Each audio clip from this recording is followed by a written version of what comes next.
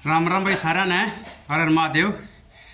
प्रवचन श्रीता के एक नए और अध्याय में आपका सबका स्वागत है। एक्सरसाइज वगैरह ख़त्म हुई भाई, तो स्नान बॉडी को बिल्कुल कूल डाउन करने के पश्चात ही करना चाहिए। तब तक हम संवाद कर लेते हैं मैं अपने श्रोताओं के साथ।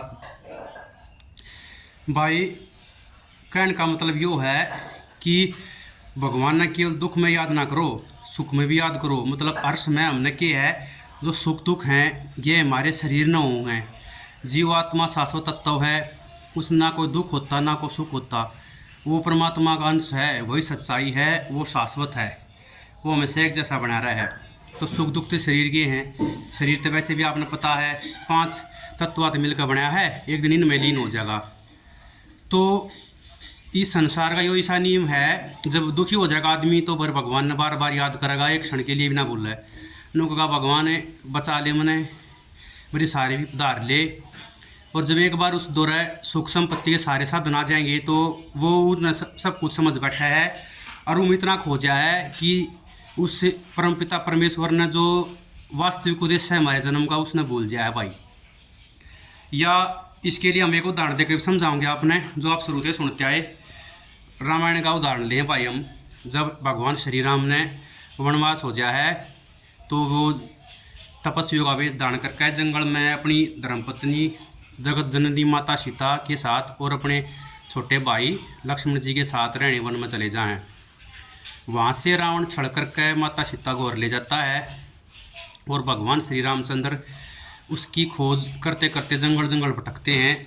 तो वो भटकते भटकते सुग्रीव था जो वानरों का राजा, उससे मिलते हैं। तो सुग्रीव की यह कहानी थी, उसका जो बड़ा भाई था उसने उसको राज्य से निकाल दिया था और उसकी धर्मपत्नी को भी जो तारा थी छीन के अपने पास रख लिया था।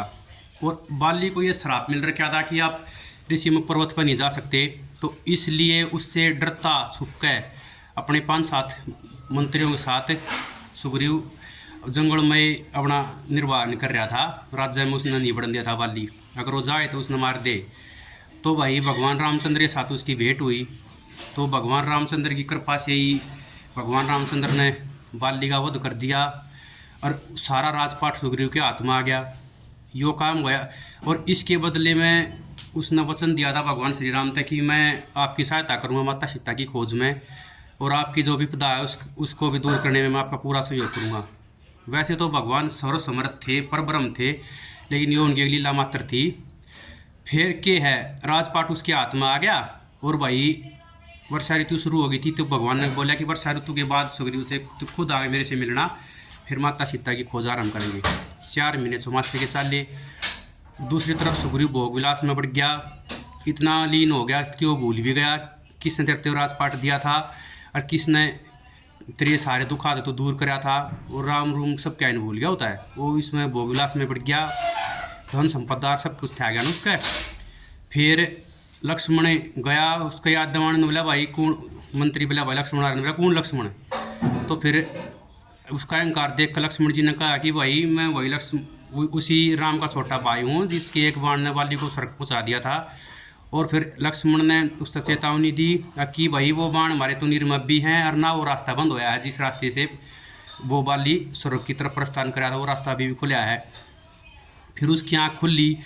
तो कहने का मतलब यो है, जब वो उस युग में भी आप देखो ना, भगवान राम के समय में भी वो आदमी धन संपदा पा गया, इतना लीन हो गया था, उसने भूल गया था भगवान श्री राम ने जिसने उसके सारे दुख रहे थे। तो यो तो कलयुग है, इसमें कौन याद रखेगा भाई।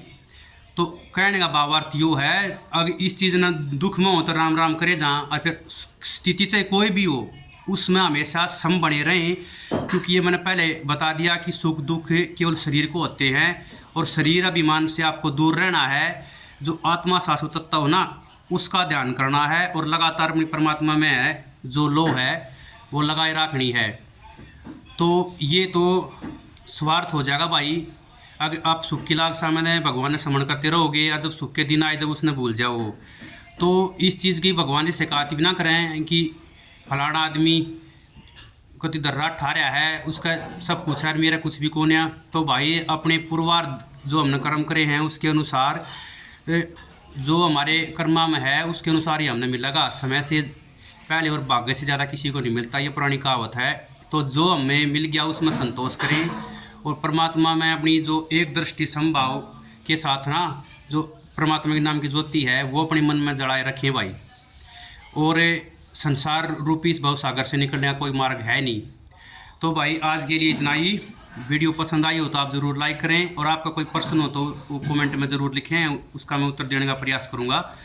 वही पुनः आपसे प्रार्थना है कि इस चैनल को ज़्यादा से ज़्यादा सब्सक्राइब करें और मित्रों के साथ भी शेयर करें भाई।